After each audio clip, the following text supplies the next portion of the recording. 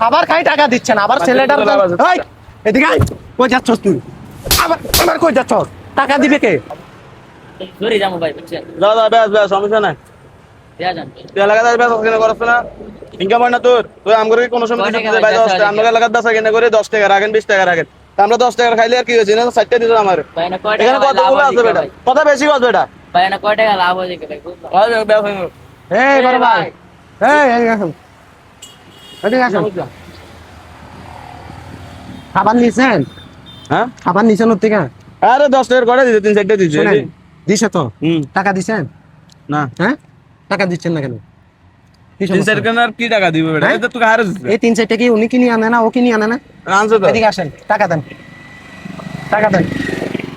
টাকা নাই পারেন না কি টাকা দিব হ্যাঁ খাবারের টাকা দিবেন খাবার খাইছেন টাকা দিবেন না আমরা কেন হ্যাঁ? কবে দিতে হবে আমারে অবশ্যই কফিয়ত দিতে হবে কেন? সামনে ওর সাথে জুলুমি করতে লজ্জা লাগে না ও তো